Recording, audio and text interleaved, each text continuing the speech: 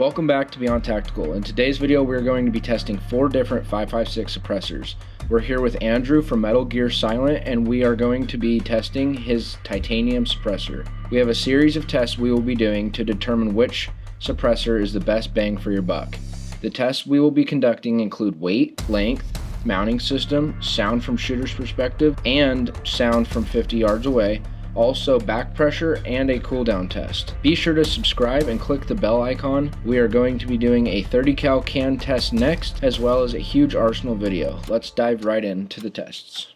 So the 4 cans we have for this test are first the Metal Gear Silent Esoteric. This is a titanium can. It has 2 steel blast baffles. Then we have the Gemtech Abyss. This is a full steel duty rated can. We have the Otter Creek Polonium, again full steel. And then we have the Odinworks Baja, once again full steel. So coming at the most expensive is the Gemtech Abyss at $850. Then we have the Esoteric for $800. We have the Otter Creek 550, and then the cheapest is the Odinworks Baja at $439.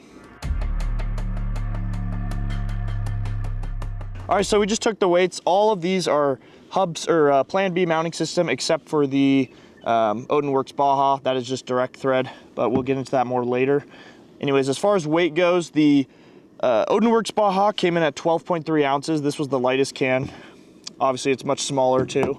The next 3 were really close, but at the lightest, we have the Otter Creek Polo with 15.4 ounces. And then after that, we have the Esoteric, which is 15.6 ounces. And then lastly, we have the Gemtech Abyss, which came in at 15.9 ounces.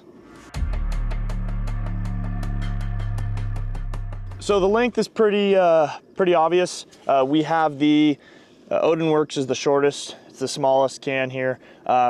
The Otter Creek is next, but it's pretty much neck and neck with the Gemtech. And then the Metal Gear Esoteric is the longest.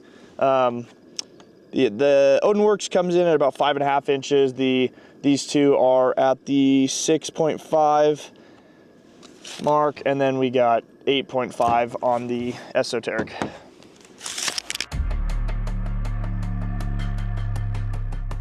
All right, now we're gonna get into the sound from the shooter's perspective, downrange, and then see how fast they cool off.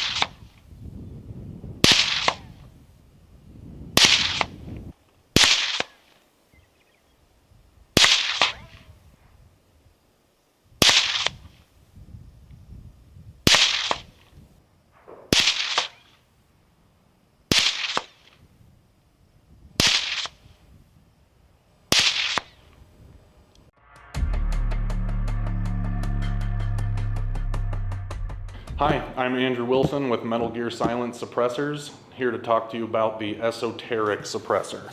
In designing the suppressor, my goal was to give you a really pleasant shooting experience with a nice combination of still quiet but reduced back pressure. A lot of people want a flow-through can because it doesn't blow everything back in your face, and the trade-off is they're loud and not hearing safe. So what I've achieved here, I believe, is almost equally quiet to most legacy old tech, sometimes quieter, but with greatly reduced back pressure. And I like to call it flow through because it definitely captures everything inside of the can. And I've done that through this very unique proprietary baffle stack. What this is doing is Rather than having a large empty blast chamber at the beginning, that eliminates your first round pop, but also gives you a point of impact shift because your gases can beat the bullet to the exit. So what I've done here is started the baffles right up against the muzzle device, but still giving you this external blast chamber along the outside for everything to expand into.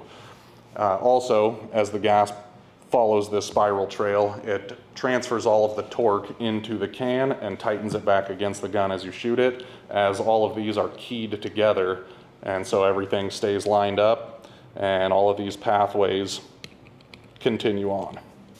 This is a hub mount, so you can bring anything you want to the party, but it comes with a Q taper style or reared-in Plan B style taper mount.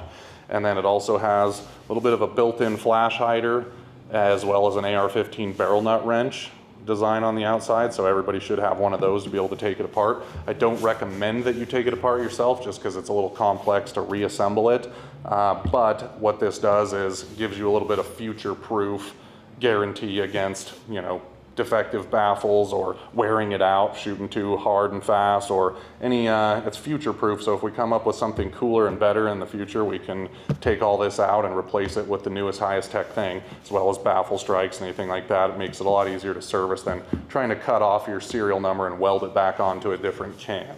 So all of this is titanium except for the first two blast baffles, which are 17.4 heat treated stainless, so it can put up with a lot more stuff than a titanium can, but you still get the lightweight everything else of titanium. So I offer 5.56, 30 cal, 9mm, and 45. All of them are rated for any bullet that you can fit through the hole. So you can buy the 9mm, shoot 338 through it. So far we've done 300 PRC in the 30 cal can. No ear pro, totally hearing safe, and full auto 10-inch 5.56 is hearing safe with this as well. So buy the larger one that you want to shoot the smaller calibers through, and even the 9mm and 45 pistol caliber ones are rated for high-powered rifles. Warranty, it's basically a gentleman's warranty. I won't fix stupid. If you stick this thing on the wrong caliber gun and shoot a 50 cal through a 223, that's on you. But anything outside of that, I want to keep this running and keep it serviced and make sure it's working good for you, because I've got a reputation to protect. So treat it right, we'll treat you right, just don't be a dick. So right now I'm a very small one-man operation. I don't have a website or any of that stuff built. This is just kind of a word-of-mouth thing for now until I get some more marketing done. But you can come in and get one in person at Red Dawn Resistance Gun Store in Eagle, Idaho, 36 North Echo Hawk Lane, number 102. Or soon, coming soon, I'll be building a website where hopefully you'll be able to order this from me and I can ship it to your FFL. In the meantime, while I'm building a website, check us out on Instagram at this address. So thanks for your time. Hope you enjoy the suppressor, and back to the video. So for this test, it's not going to be as scientific as we wanted because we weren't able to get our hands on an infrared thermometer. That'll be in our next video. So for this test, we're going to shoot 15 rounds semi-auto as fast as we can, and then we're going to start a timer and see how long it takes before we can unscrew it, or it's cool to the touch.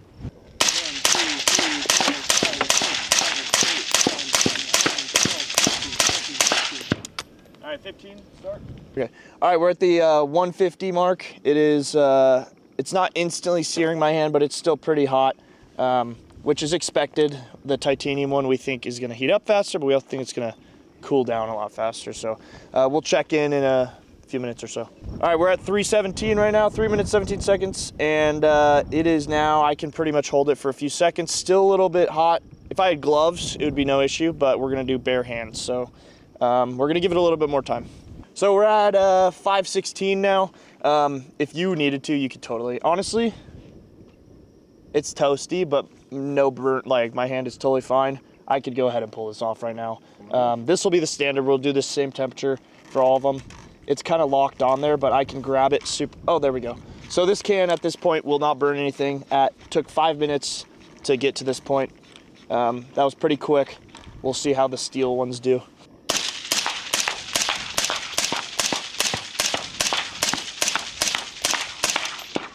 Okay, 15 rounds. So we're at 2 minutes and 20 seconds.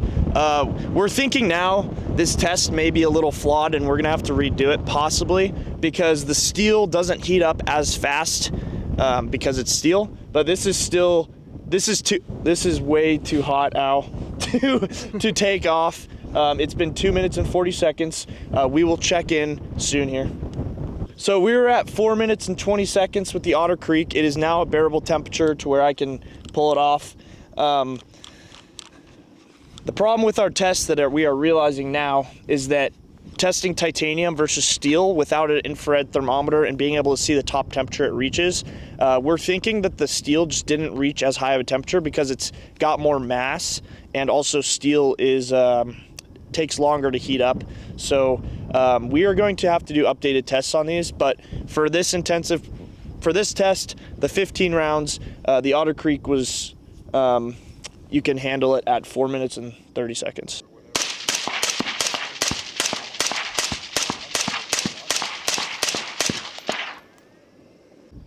All right, we are at 2 minutes and 20 seconds with the Gemtech. This is way too hot to handle still. All right, we are at 5:35, and this has gotten to the point where I can hold on to it. It's toasty, but yeah, I can go ahead and take it off at this point. 5 minutes, 30 seconds after 15 rounds.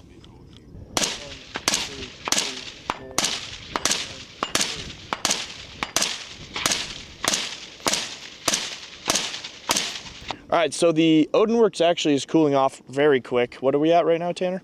2 minutes and 20 seconds, and it's pretty safe to the touch. It's still toasty, the end is pretty toasty, but we think it's because it is the loudest can by far, and we think it's just not catching as much gas. Also, this is kind of, for this can, the test is kind of flawed because it's direct thread and we're having to use a different rifle with a different gas system, even though it's still 16-inch. So just take that, like, we're gonna put a asterisk on this can for this test. But yeah, it's cool to the point where I can go ahead and probably take it off. But we're at about 3 minutes. I'd say we can call it at 3 minutes on this one.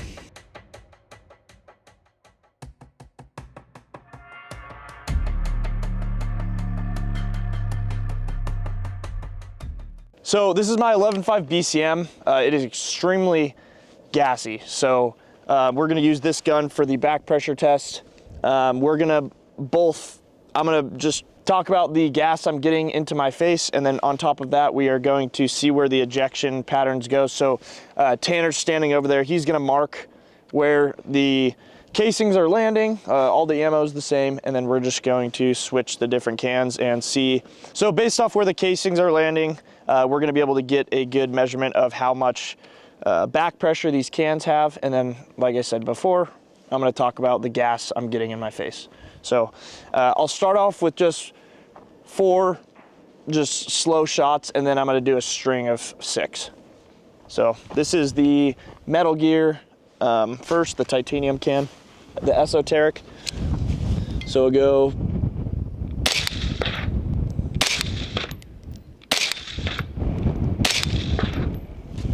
So very light gas into the face.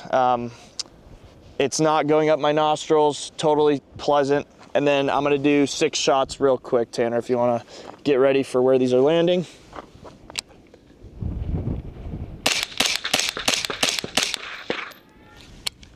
Yeah, so the gas is very negligible, very pleasant to shoot. And the casings are still coming forward a little bit, but we're gonna move to the next can now. All right, now we're going to the Otter Creek Polonium. Yeah, let's get into it.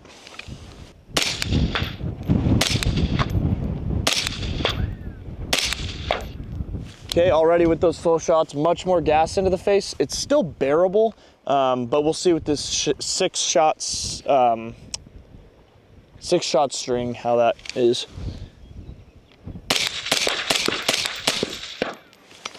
Okay, that was only 5, but as soon as you start shooting faster, it is just going right up your nostrils. Tons of gas back. Where were the ejection going? Over here. Okay, so further forward. Similar, but definitely gassier. All right, we can move on to the next. All right, this is the Gemtech, and we're gonna do the same test. So let's go 4 rounds.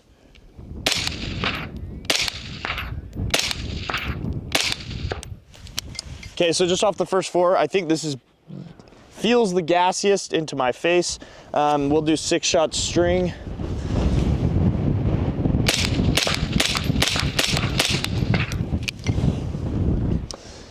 Okay, that one wasn't quite, that didn't feel quite as bad. Also, the wind is picking up, but I would put this somewhere between, closer to the polonium, but somewhere between the polonium and the esoteric. Where were the... Some here and some over there. Okay, yeah, so the ejection, that's kind of weird, but Right, I think it's the wind, which is kind of screwing up this, but yeah.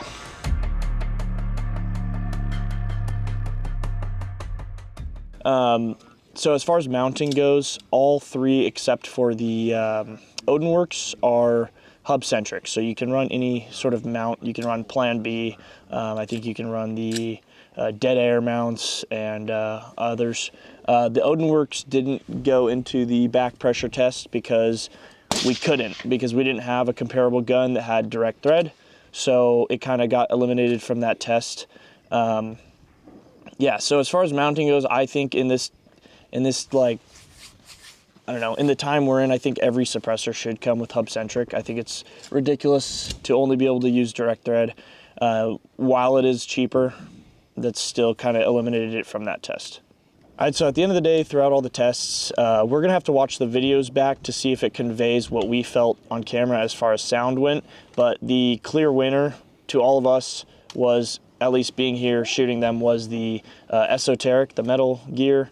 It was by far quieter. It's also a larger can, so that was kind of to be expected, but the tone difference was very noticeable. It didn't shine as well as we thought it would in the cooling down period, but that's because we weren't able to get them to all the same temperature. In future testing, we're gonna use a thermometer and we're gonna do like a 60 round string just so that we can get them piping hot and then see which ones cool off from there. But for this, the purposes of this test, it didn't shine as much as we thought in the cooling off period. As far as back pressure went, the esoteric is a reduced back pressure can, so it was very noticeable, much less gas to the face. But I think the kind of conclusion we came to, and we're gonna have the actual rankings up, but the main conclusion we came to is that every can kind of does its own thing good. Like, for example, the Otter Creek is just a bulletproof, duty rated, beat it up, it's never gonna fail can. It may not be the quietest, it may not be, it has a ton of back pressure, you get a ton of gas in the face, it's not the most pleasant, but it is super strong and it is not gonna ever fail. Then you have the Gemtech, which is kind of in the same boat, but it's a little bit more modular. And then those are both heavier too. You get the most sound suppression out of the longer can, and it is the same weight as the smaller cans, so more sound suppression, less back pressure, and it's light. But then because it's titanium, you're not going to be able to shoot it with, like, it's not full auto rated for like 1,000 rounds in a row, you know. It's not going to be quite as durable, but that's kind of the trade-off you have with every can. And like even the Odinworks, that's probably the best can when it comes to price, kind of like the balance of everything, even though it was much louder, but when it comes to price, size, weight, that one wins that category. Or sorry, not sound, it was definitely the loudest, but it's kind of like a good do-it-all, but then you don't have that modularity because it's just direct thread. So we kind of found that every can does something good, but nothing does it all. So it kind of depends on what you're looking for. Yeah. And like, I think that if you're hunting or with bolt guns, the titanium is the only option. I think Right, it's, yeah. If you're shooting bolt guns, there's no reason not to go titanium, and you're just going to get the weight savings, the extra sound reduction. That's kind of what I thought. And what do you think, Tanner? No, same thing. I totally agree with everything you just said. They're all different. They all have kind of different purposes. The esoteric definitely was, I mean, I was standing downrange when we were doing the 50-yard test, and it was significantly quieter than all the other cans. But it also kind of goes for, like, in my opinion, like, what's your build? So Yeah. like we realized on your 16-inch, like it looked great, it sounds great. You know, having that extra bit of weight, that's okay. If you're looking for a room clearing, you know, you want it light, maybe you want shorter, more compact, you know, that kind of matters. It was longer on the 16-inch, but that 16-inch isn't meant to be super like compact. Yeah, you're not clearing rooms with a 16-inch. So I think if you're going for like a bolt gun or a longer range gun that you're not going to be shooting crazy strings of fire, I think the titanium is by far the best option. If you have an 11.5 and you're going to be shooting full auto or super fast, just dumping tons of mags, you probably don't want a titanium can. So it just kind of depends what you're looking for. Yeah, it's really just dependent on what your build is. There's no can that can do everything. So, yeah. If you guys like this video, make sure to like, subscribe, and share. We will definitely be doing more testing on suppressors here in the near future. We have a couple other videos coming out soon. We're going to do a little arsenal video where we're just going to shoot everything. We're going to take his some more 30 cal cans, and we're going to be testing those kind of the same way. So if you have any like feedback on how we could make this better, better testing, or if you just want to see extra tests in the video, be sure to let us know. But I think it was a good conclusive, like, I mean, we kind of already got the answers that we came here with, you know, but hearing the difference, I think it was a good day. I think it was productive. I think we learned. So, and I think that our can variety was good too. We had some really cheap cans with not a lot of adjustability that are kind of louder, and then we have some longer, more expensive, different materials, different sound, different back pressure. So I think we got a good taste of like the suppressor market. Obviously, besides like the extremely expensive like Knight's Armament or Surefires, which I'm not interested in those at all because they're just too expensive, and most people aren't looking to spend that much on a suppressor. So, yeah, I think that concludes this video. Stay tuned for our 30 cal video, and leave any feedback you have in the comments on what we could test better or change about our tests. But see you guys in the next video. Thanks for watching.